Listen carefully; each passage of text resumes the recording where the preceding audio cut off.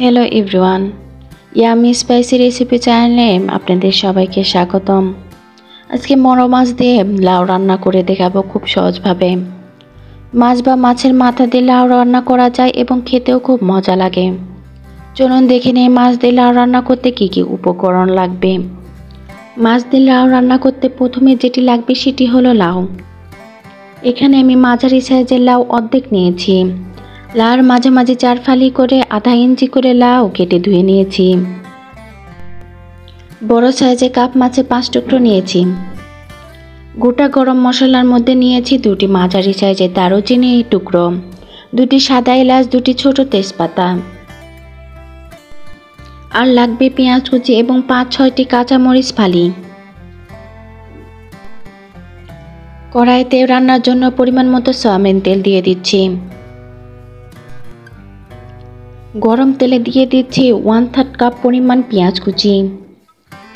পেঁয়াজ নরম করে ভেজে নিব।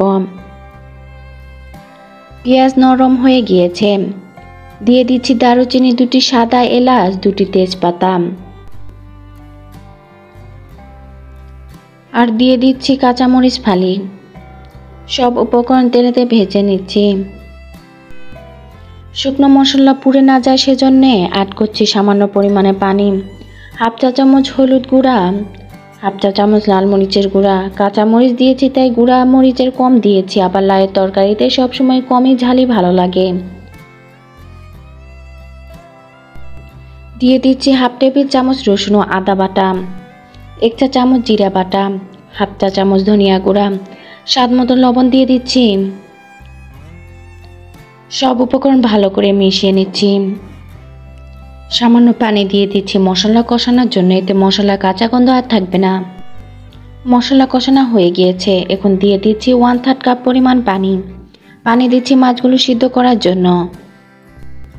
মাছ দিয়ে দিচ্ছি। মাছগুলো উল্টিয়ে পাল্টিয়ে নিচ্ছি। ঢাকনা দিয়ে মাছগুলো হাই হিটে রান্না করে নিব 2 মিনিট। মাছ ভালো করে সিদ্ধ হয়েছে, এখন উঠিয়ে নিব। এভাবে মাছ রান্না করলে মাছের ভেতর মশলা ঢুকবে এবং অবশিষ্ট মশলায় মাছের ফ্লেভার মিশে যাবে। অ্যাড করছি কেটে রাখা লাউ। লাউ আর মশলা ভালো করে মিশিয়ে নিচ্ছি। লাউ সিদ্ধ হওয়ার জন্য কোনো এক্সট্রা পানি ব্যবহার করব না। লাউ থেকে অনেক পানি বের হবে, সেটা দিয়ে লাউ সিদ্ধ হয়ে যাবে। ঢাকনা দিয়ে হাই হিটে রান্না করে নিব 5 মিনিটের মতো। দেখুন লাউ থেকে অনেক পানি বের হয়েছে এবং লাউ ভালো করে সিদ্ধ হয়েছে। এখন তরকারির ঝোলের জন্য দিয়ে দিচ্ছি 1/2 কাপ পরিমাণে পানি। এখন দিয়ে দিচ্ছি আগে থেকে মশলায় কষে রাখা মাছগুলো। মাছ দেওয়ার পর ঢাকনা দিয়ে হাই হিটে রান্না করে নিব আরও 5 মিনিট।